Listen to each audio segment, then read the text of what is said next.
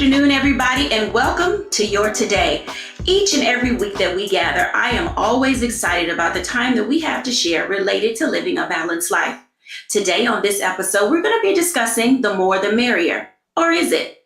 The issue with helpfulness. The helpfulness we want, the helpfulness we need, and the helpfulness that never comes. Welcome to A Balanced Life. Everybody, your faves are here today, and I'm excited to bring them in. Dr. Tierney, Charlotte Avery, and Titani Harris. Welcome, everybody. Hello. Hey. Hey, ladies. So how's everybody doing? Great. Yeah. I am so excited about where we are right now in our journey as we are growing and learning to live a balanced life. And one of the things that often comes up is, how do you deal with people who want to help you out? Sometimes it's the most and too much. And I want to start with Charlotte Avery and have this little discussion related to, when do you know to ask for help? Such a really great question. So for me, we've spent a lot of time together, and so you all know that, I'm a wife and a mom of 7 extremely busy kids. And then I have my own things that I'm doing as far as growing the business and all kinds of stuff. But when I know that I need help, I usually have to do what I call the ABCs, which is to check my attitude, my behavior, and my communication. And that's usually when I know that things are off. But then the next thing that I do is I do this thing called PACE. And what I do is I first put things in perspective, and I ask myself, when I'm overwhelmed and I feel like I'm going crazy, is everything that bad? Like, is it really that bad? And, what can I do? So I put everything in perspective. The next thing that I do is I acknowledge what I feel. I acknowledge that, I do need help, and I'm so very overwhelmed. And then the next thing that I do is I go to my support system, and then I communicate my needs. My support system being my husband, my mom, my friends, people who I've hired to do work for me. And then the next thing that I do after I do all that, and I feel like, I've kind of gotten a good hold on everything, is I just give myself grace, and I just, extend grace to myself. Charlotte, now what you said was a whole mouthful, in the sense that there are some people who don't really understand the value of knowing when to ask for help and the guidance that comes from, well, let's just say the wisdom that you can get from other people. Why do you think it's difficult to allow other people in your circle to help you when you know you need help? I think sometimes it's difficult to allow people in, because I think a lot of times, we're caring about what other people are thinking, or how they're, how they see us on the outside, but they don't deal with the things that we're going on internally. And so for me, sometimes people think, Charlotte seems like she's got it all together, managing her marriage, her house, and motherhood and all that. And Charlotte doesn't need any help. So sometimes, people think that I don't need help. And so sometimes I deal with okay, well, what if I do ask for help? I deal with the things that, are people going to view me as, being inadequate and not being the superwoman that they see, whether it's on TV or out, with my family or whatever. And so I think sometimes it has to do with what I feel about myself. And sometimes, some people are like, oh, I don't care what people think about me, but I do sometimes, sometimes I don't, but sometimes I do. And so sometimes it's really dealing with other people's expectations of me, but also my own expectations of myself, whether they be real expectations or false expectations. Wow. Now you just said a mouthful. I want to keep this conversation going, because I have another question for you related to knowing when to ask for help. And oftentimes when you figure out who you want to select to help you, oftentimes we reject the messenger. And even though we know that's the right person we should go to, how important is it sometimes to take your attitude and put it to the side, just so that way you can seek the wise counsel that you need? Because most of us know that attitude plays a very big part in our ability to move past, to move beyond, to get over those things that are keeping us and our lives out of balance. So Charlotte, tell us a little bit about attitude and receiving the messenger when that help does come. So, wow. So, Dr. Jacquie, the messenger sometimes can come in the least likely person. And, sometimes sometimes that messenger comes in the form of my kids. My kids can be like, Mom, you're yelling, you're doing whatever. And I'm like, am I doing that? And so I have to not only, give the respect to my children or whoever that messenger happens to be, but I have to respect them and say, you know what? These people are really not trying to hurt me, but they're really trying to help me.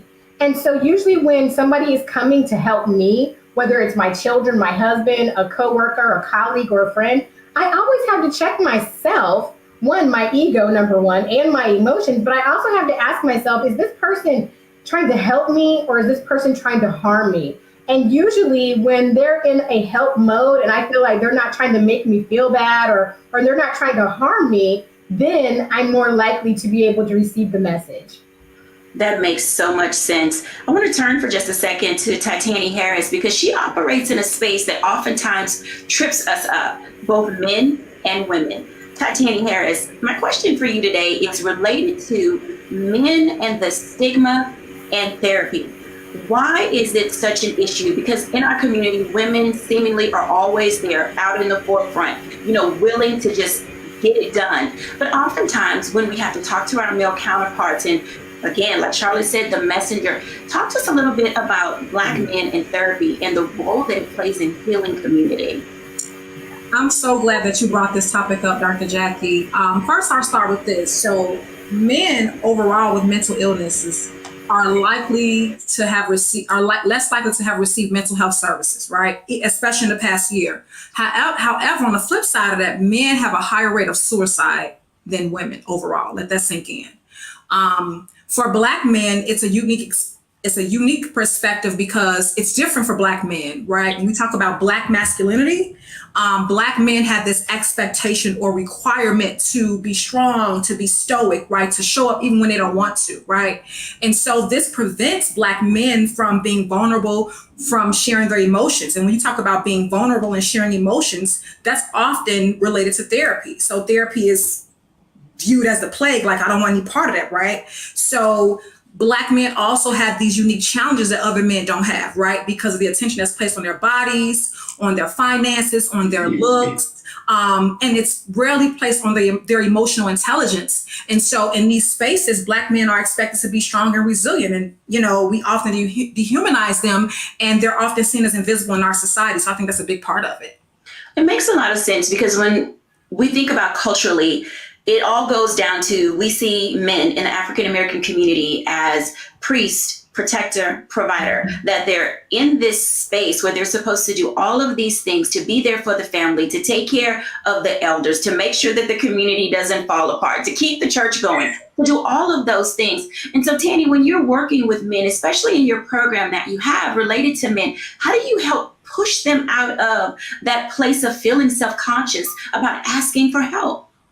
Well, the first thing that we teach at the TMH Man Cave is that oftentimes Black men don't feel safe. So TMH Man Cave is a brave space. So that's the language that we use. And we tell men, we're proud of you because you are choosing to heal. You are choosing to share how you feel, right? Your feelings are validated here because I think a lot of times Black men and their feelings are not validated or even acknowledged.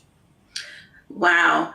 I love that, a brave space. And oftentimes it's difficult for men to find a brave space. Even when we're just dealing with our family, we're dealing with our coworkers, we're dealing with our friends. I want to bring in someone to have this dual dialogue with Titani and I is Corey Briscoe. Corey is the managing partner at ABCD and Company. And Corey brings a unique perspective because we've talked before, Corey and I and Tani and I and most of us related to how things in our past, things that we don't want to share with other people. And there's a freedom that comes with being able to find liberation to not only seeking therapy, but allowing yourself to just breathe and be a man. Hey, Corey, welcome to A Balanced Life. Thank you, Dr. Jacquie, for having me. I am excited that you're here, and I'm glad that the group is together because you bring a unique voice to this space. You are what's considered a millennial. And oftentimes men in that space are very outspoken. They're bold. They're searching for their space in this area in which we occupy in life. So, Corey, when you think about the issue of helpfulness and all these voices that are in your head as a Black man, how do you separate for yourself your priorities and what needs to happen in a certain order in your life? Well, one, I love some of the comments that I was just listening to, because I think the reality is when you listen to even the comments that you made, Dr. Jacquie, is we as specifically Black men in America have this duality of being, right, head of household, and then if you're a person of faith, priest, protector, etc. And so for me, I think one of the things that I have learned in this journey is that a lot of time you have to separate yourself from the moment. And when I mean separate yourself from the moment, it's easy to take on those roles and responsibilities, and you take them on as you, and it becomes your being, and it becomes everything. And often you forget about the you, right? I think it's easy. I tell people I'm a managing partner and a COO, and that's a part of me, but that's not Corey. And when you take the title on and it becomes who you are, and the problems with that title and the stress and the anxiety with that problem, you look at the state of America that we have right now. Currently, they say 1 in 5 men deal with depression, right? That's, if the male population is about 150 million, you're talking about 6 million men who are dealing with depression, dealing with anxiety, dealing with these issues. And specifically in the African American community, they're going undiagnosed because it's a stereotype. Well, the need to see a therapist, the need that you're soft, or the need that you have this issue. So some of it is first us stepping aside from our things, the things that we have, the places that we occupy, so that we can be ourselves and be whole. And then there's a larger national conversation, and specifically a community conversation about what does it really look like to be a Black man, right? And how have we seen it, and how has it been generationally? Absolutely. So Tani and Corey, the next part of this, I'm going to tell you, people who are watching, you may be triggered just a little bit, because one of the things that I've come to identify and understand as it relates to being balanced and how we get men to feel comfortable and in that safe space to talk is being able to be around people who get you. And oftentimes that isn't easy. So Tani and Corey, can you talk just a little bit about what it means to have Tani first from a therapy perspective? How do you get men to open up and share their feelings? And then after Tani, Corey, how important is it to be okay with being vulnerable? Tani? That's a great question, Dr. Jacquie. So some women may get mad at me for saying this, but in my work with my clients, I often hear, I can't say how I feel because then my girl will think I'm weak. We have to create the space where men even feel comfortable talking about how they feel with us, right? And although it's a societal issue, I know culturally, we in the African American community often view men as weak ourselves in terms of them expressing themselves, right? So I teach men to also get them what's called an advisory council, right? I think I spoke about this before. Who are your friends that you can go to? Who do you feel brave with? Not necessarily safe, because as I stated before, Black men often don't feel safe. And so I think that's one part of, we have to create the environment where they feel that it's okay to not be okay. Interesting. Corey, vulnerability. How do you help? It's an interesting question. And I think for me, when I look at vulnerability, I love what Tani said. Tani, I call it the art of building ecosystems or tribes, right? And for me, it's finding that safe space with people that are trusted advisors, with people that have your best interests, and learning that we're all on this journey together, right? For me, I occupy national boards, I sit at the helm of a company, and I do all these things, and I try to be engaged civically. And I've learned, I'm like, there are some other people that have these same struggles of being present at home. I'm recently married, so trying to be a good spouse, and also at the same time, power through my career. And I've learned that, and when I find people that have similar challenges or opportunities, it's the perfect opportunity for me to really spark a conversation. I'm an extrovert. A lot of my male friends tend to be extroverts, except for topics like this, right? And so I find that when I am able to bring this up and have conversations and say, like, guys, I'm struggling with this, you'd be amazed at how many people engage the conversation. You'll be amazed at how many people share. And I think what you said, Tani, was so right. It's about creating this safe space. It's about being able to have conversations that are taboo and then looking and really dealing with it on a societal level. I keep talking about that because, you'll hear there are many men that will tell you, specifically Black men, I've never seen my father cry. I've never had these conversations, right? The impact on how that happens generation on generation, well, it creates a culture in itself, right? And so for me, I've had a blessing that my dad did show that there was strength in emotions. And because of that, I am free in it. I'm free to share my emotions. I'm free in my personal life, in my civic life, and in my worship. And because of that, I am able to have conversations with other friends and help them to be free. Tani and Corey, thank you so much for this dialogue, because it really is resonant, with our audience and others who may be listening. The value and importance that we play on weighing the pros and cons, the gains and the losses related to therapy, and how Black men can find not only a safe place, but a brave space in order to have these conversations and dialogue. When we come back, I want to engage Dr. Tierney, because one of the things that's so valuable and important is we talk about bossing up, queening up, duding up, but leveling up. When we think about what it means to level up in our person, who we are as individuals, so that way we are impactful, beneficial to our community, this gives us that opportunity to have such a conversation. Dr. Tierney. Hello. Hey, how's it going? Wonderful. In your coaching business, you talk a lot about what it means to level up, how to be there for yourself. And one of the things that always interests me about what you talk about, Dr. Tierney, is related to when enough is enough. How do you extract or pull yourself back from engaging with people in conversations that sometimes are just too much and not the right time? That is perfect question, because like you said, when we think about leveling up, something that I like to tell my clients, not every need has your name on it. Sometimes we can become drunk with needing to be needed.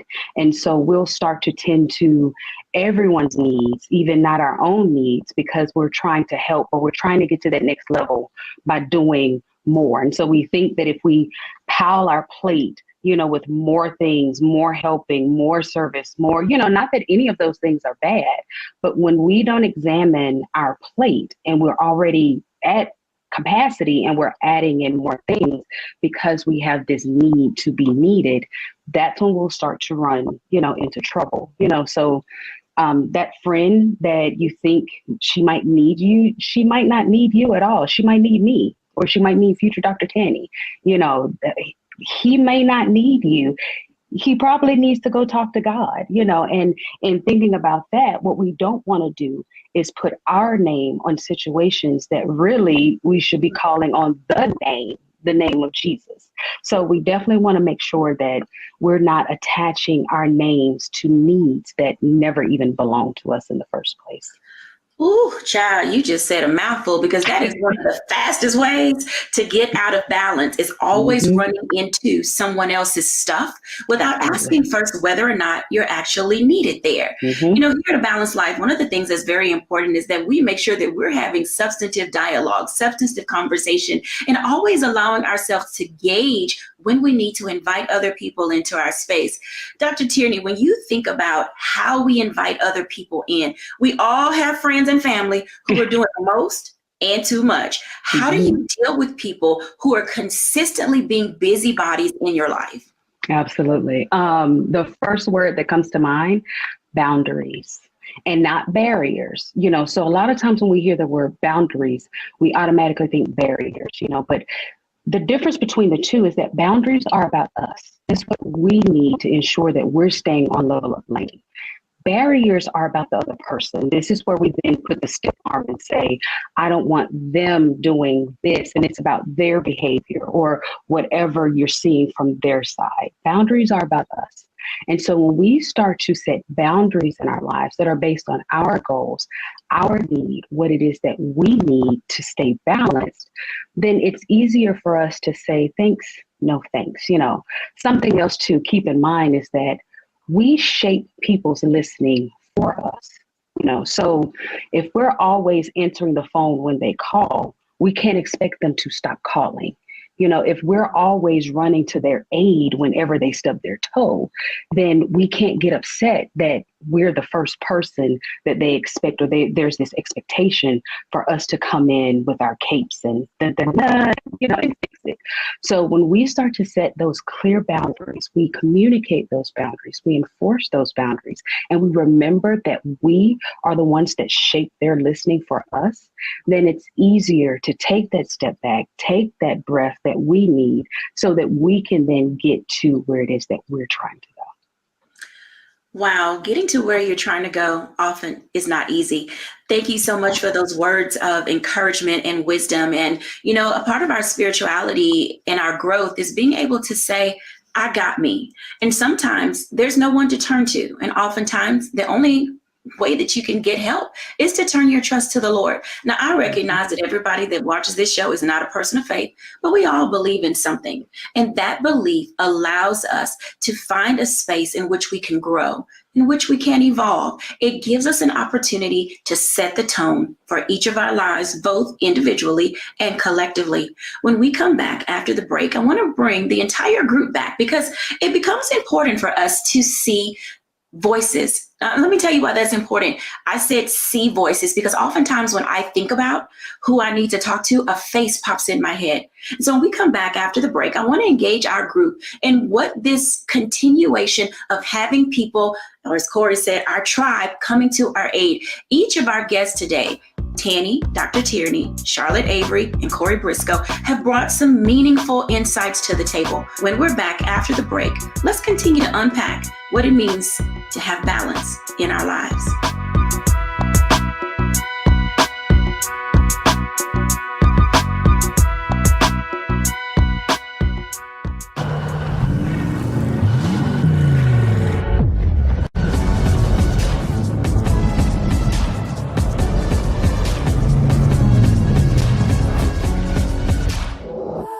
I'm Deborah Owens, America's Wealth Coach, and my new show, Get Wealthy, focuses on the things that your financial advisor and bank isn't telling you, but you absolutely need to know. So watch Get Wealthy on the Black Star Network.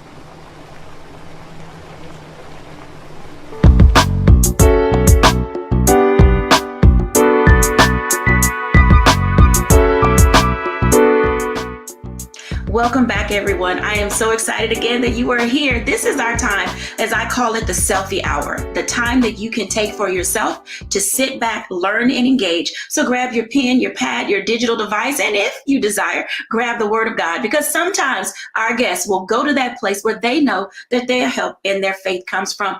Everybody, how you doing? Hey, y'all. Hey, Dr. J. Wow. You guys have really given our audience some tips and tools that they can really begin to live by. And I know that you were like, when is she going to call my name? And that's why we're here in this group, because I know that you have some things that you want to add to everybody else's dialogue and conversation. So, Charlotte Avery, what say ye, ma'am?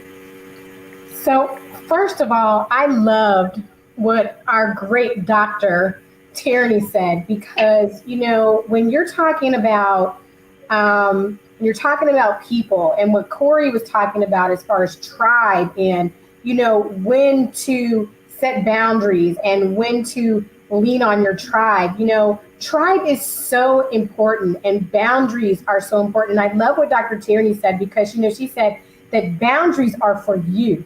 You know, they're to help you and what makes you, what's going to be best for you. And barriers are for them, the outsiders. And so I love what she said, because that was a really great aha moment. And so I really thank her for you know, giving us that example, because, you know, sometimes we get it twisted and we think that we just use the word boundaries, but there is a difference between boundaries and barriers. And then tribe. Oh my gosh, tribe is so important, because, you know, when people are your tribe, they're not your acquaintances, and they're not people who are just, you know, I see you every now and then, but they are your trusted people. You know, Jesus had, you know, Peter, James, and John out of the 12, right? But then, you know, for me, you know, I can count on one hand my people who are my go-to people that come hell or high water. I know that they're going to be there. But here's the other thing, is that their support, they're not just supporting me. Tribe has to be reciprocal. And if people are not reciprocating within your tribe, then you might need to replace somebody in your tribe.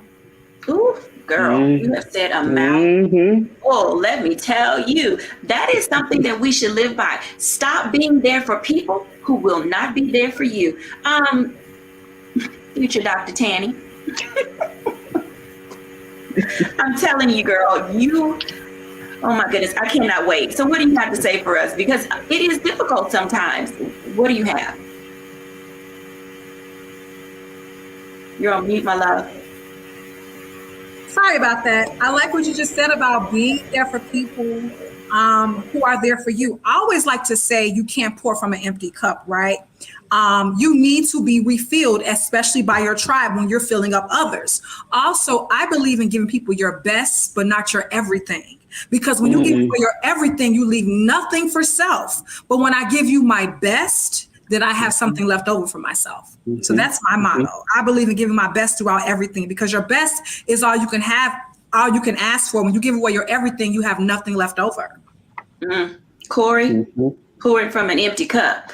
That's something that you have discovered and learned, sir. You mentioned to us earlier in the segment that you are newly married. Congratulations to you. And as you're finding your space, your barriers, your boundaries, that time that you still need for Corey, being married, how does that play? And this is for all our single people who are watching, because single people need balance too, as well as newlyweds. So Corey, when you think about the growth that you've had and moving through your relationship of dating and courting your lovely wife, and, you know, now being married, how do those things work?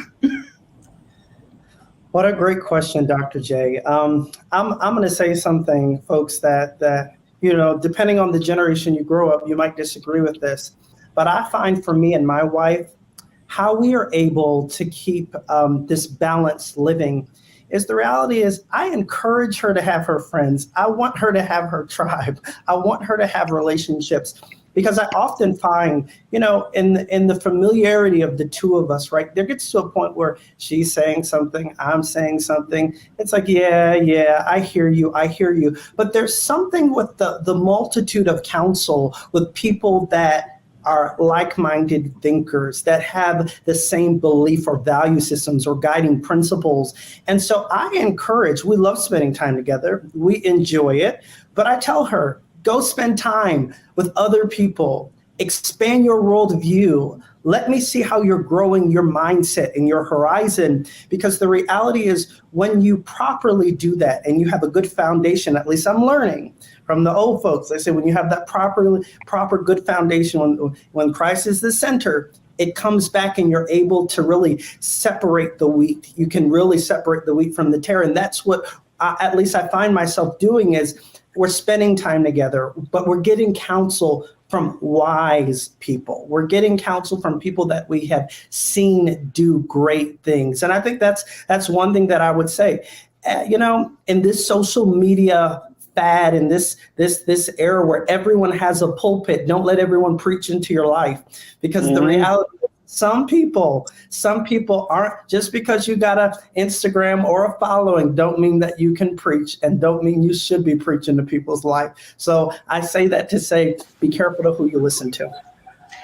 Wow, this is very interesting conversation and dialogue, and everybody can come back on the screen for this, because one of the things when we talk about how we grow and how we guide ourselves in the daily lives that we have, it is, we live in a very fast-paced society. Everybody is on social media, and we have a tendency to treat it like a buffet. I'm going to go pick this from this person. I'm going to pick this from that person. I'm going to go over here and eat off of this smorgasbord. Oh, I like their charcuterie board. Oh, their vision board spoke to me. When we are trying to live a balanced life, I want to go across the board, and I'm going to start with Dr. Tierney. And I want to ask each of you this very simple question.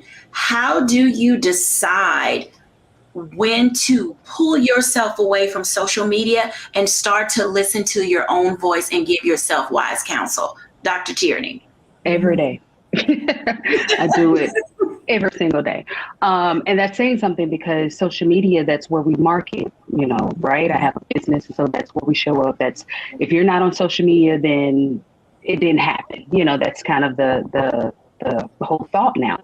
But I literally have to pull back from that thing every single day, because if I don't, I'll start to get distracted. I'll start to try to mirror my message to what I heard someone else say, or, and it will get me out of focus on what God spoke to me, on what it is that he told me to do, on how it is he wants me to run my business. And then here comes the anxiety, and here comes the stress, and here comes the overwhelm, because now I have all of these different voices, going on. And God is like, are you going to listen to me? Are you going to do what I told you to do? So every single day, it's like I have to pull back, and sometimes I don't even go on social media. I'm probably on social media like every other day, to be honest, and then I'll do my posts and just completely pull back, so that I can make sure that I'm maintaining that clarity, of vision, and that clarity of voice of what it is that I'm supposed to be doing, and not, as you said, Dr. Jacquie, eating from the smorgasbord of what everybody has. And as our so finally said today, just because everybody can preach don't mean they're supposed to be preaching into your life, church. So I pull back every single day. Absolutely. Titani Harris, as it relates to what we're discussing in therapy, wow, I know that you have some tips and guidelines, to help people deal with social media, because we have a tendency to compare ourselves to what's happening. Oh, my life isn't this because so-and-so is doing that. And to our audience that's viewing, please know that most people post the highlights of their lives, not the lows of their lives. Titani.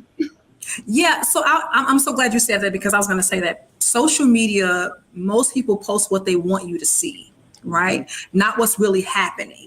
And so I always encourage clients, look, especially when you're in a dark place and you're looking on social media, it often exacerbates those feelings of anxiety and depression, because you are comparing yourself to others.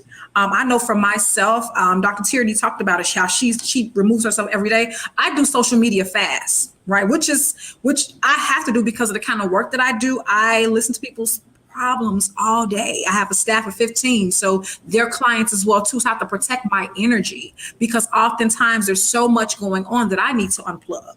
But I would encourage others to do what I call too a social media fast as well too. It's so important, and it's good for our mental health. Just a break from the screen, a break from the everyday of people's lives and what's happening and what's a lot of times not real. Interesting. Now you mentioned the word depression, and with you being, you're in the Midwest, and in the Midwest and above, seasonal depression is a thing. Now, I lived in Chicago, and I can tell you that it hit me from time to time. I'm like, it's June. Why is it snowing? And so when you're constantly seeing these gray clouds and you have things going on in your life, talk for just a minute about some ways that you and your practice, Titani, help people move through seasonal depression, because some people may be in that right now. Listen, this pandemic has made it very difficult. It's taken away some of our usual coping mechanisms, right? As the world is starting to open back up, it's not the same as it was before, right? So we encourage people to stay connected with their families, exercise, as we talked about in the last segment, how exercise and working out helps remove these mood boosting endorphins, right? Read something for leisure, watch your favorite television show. I mean, there's so much that you can do. Get a massage, have a nice meal, you know, it's a myriad of things that we can do, but stay off social media during this time. I would say have a social media limit during this time, just because if you're already feeling that the effects of seasonal depression, that can exacerbate some of those symptoms. Now that makes perfectly good sense. I tell you, Apple has a way of telling me on my watch. It says things like, take a moment to breathe, give yourself some mindfulness time. Yeah. But one of the things that I found very interesting is that my phone will tell me that my screen time is down, as if I'm supposed to be offended that I'm not on social media or using my devices. And I actually use that as a gauge to determine that I am balanced in the sense of always needing to feed that need to know. And social media has a way of keeping us in that space, especially during this pandemic. We spent a lot of time on social media. We opened up accounts on YouTube. We were learning how to do TikTok dances. There were so many things. And whereas there's a place for those in our lives, when we think about ways of coping, how to get more things in our toolkit that we can use to combat it, it does make it difficult to stay on pace with your own life. One of the things that, Corey, you mentioned something very interesting about how your wife has opportunity for herself. In this space of African-American men and the awkwardness that comes with being social, how do you encourage the young men that you mentor and others in your business community or spectrum to get out and do something other than watch television and be on social media? You ain't said nothing but a word, Dr. Jacquie. It is amazing to me how a lot of our problems, specifically as Black young men, as Black men, it stems out because we do not have a world view. We are so limited in our thinking and our understanding. And we're sometimes, if we're honest, we're shallow in our thoughts and approaches because we have not seen anything else. And the reality is, the more that you commune and you have and hear other people's guiding principles and what they believe and what they understand, you're able to, if you have a foundation, to fortify your foundation. If you don't have one, build one. And you're able to start really thinking about, okay, what is it I believe? What is it I do?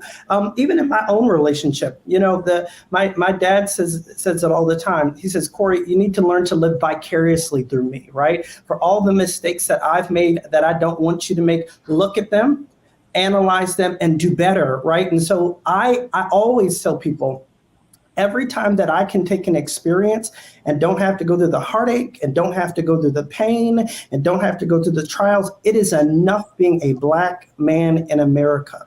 There is enough trials and tribulations in itself. And I share with people, you got to get out your cocoon. You got to, again, find that tribe, that ecosystem. You got to find people that are like-minded. And I'm sorry, and this may offend people, but if your whole life is on Madden and your whole life is on the Xbox, your worldview is going to be limited. And a lot of the issues and challenges are just self-inflicted after a while. They're self-inflicted because you don't have that perspective. And so I take the time. I tell people all the time, take me to a new restaurant. I'm a Southern little country boy. I prefer I sit in the same church seat. I sit in the same I learn my habits, but I surround myself with friends who say, let's go on different excursions and different adventures. And I find that I am growing and I am learning that the limits that I even put on myself don't exist. That's interesting. Charlotte Avery, Corey mentioned an interesting word, and he talked about this word in terms of the positive side of being balanced, living vicariously for the purpose of learning from other people's mistakes. Now, as a mom and a wife and a businesswoman, we see women all over, and they live vicariously through their kids, allowing themselves to get out of balance.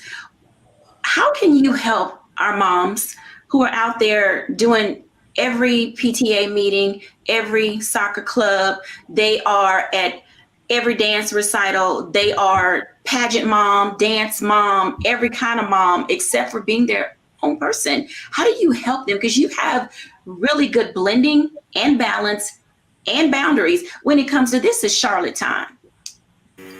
So I am very, very, very serious about my family. I'm very serious about my husband, my children, and all the things that, that we do and all the things that they do.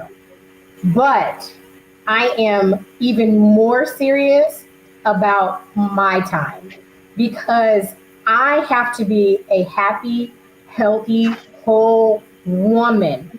Because I was a woman and I was doing things before I was a wife and a mom. And so I remember there was a time in my life, I think I was at like baby number 3, and I was just so like overwhelmed. And I had what I called them the whams, the what about me's.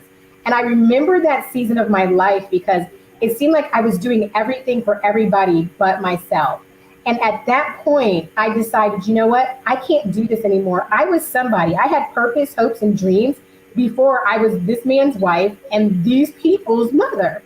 And I had to get back to my real self, not just my mom self and my wife self, but I had to get back to the things that gave me joy, the things that, fulfilled me. And some of those things were writing, and some of those things were, getting back in the gym and working out and, just taking care of myself. I used to be a tomboy, and I still am because I'm most comfortable in sweats. But you know what? I love going and playing in makeup, and I am really serious about my girl time. Like, I have friends, and we literally calendar when we're going to spend time together so that we can get away from our husbands and our children so that we can get back to being us and being girlfriends and not the other parts of our lives that are still very important. But I find that when I'm not doing me and when I'm not doing the things that fulfill me and make me happy, it makes me miserable. And then that makes everybody else miserable, because let's just tell the truth. I am the thermostat. Moms are the thermostat of their families. And so when mom is not happy, it's not happy life, happy wife. It's really happy spouse, happy house. But if mom is not happy in the house, it can be a really big mess. And so I always encourage moms, even my clients. I don't even work with women who will not commit to spending 1 hour a week, just a week, doing something for themselves that has nothing to do with their spouse or their children. It is an absolute must, whether it's going to get a cup of coffee or going for a walk or going to a movie with your girlfriends or going to dinner. Do something that has nothing to do with anybody, but totally and fully fulfills who you are as a woman, period. Absolutely. Let's bring everybody back in, because I want to get one takeaway from Dr. Tierney and Tanny and Corey. What is your one takeaway when you think about the issue with helpfulness and having too many people in your space? What's your one takeaway, Dr. Tierney? I would say my one takeaway is boundaries, and just making sure that we have our boundaries and that those boundaries are set based on what we need and not us becoming drunk on needing to be needed and doing everything for everyone else and ignoring ourselves. All right, Tanny? I would say choosing self, right? When you choose yourself, when you choose yourself in terms of making sure you're good, then everybody else around you benefits, especially moms. Corey? I think I would say, simply put, that there is not a manual for life, but you can create a roadmap. And the sooner that you create one that is conducive to your life, the sooner that you're happy, the sooner that everyone around you that is in your ecosystem and tribe can see that, and you can prosper. And Charlotte Avery? Well, I'm still in Dr. Tierney's Amen corner about not being drunk about needing to be needed. Like I'm still right there. Like don't be in that place.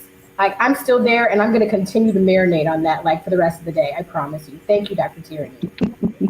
Outstanding. Everybody, thank you guys for joining us today on here at A Balanced Life. I am in that space right now where I believe that where we're going and what we're doing as individuals is tantamount to the success of the individual home, the cities, the country, the state. I mean, honestly, if we are not in a space of discovering balance and having that particular area in which we need to focus and direct our attention, how will we ever get clarity?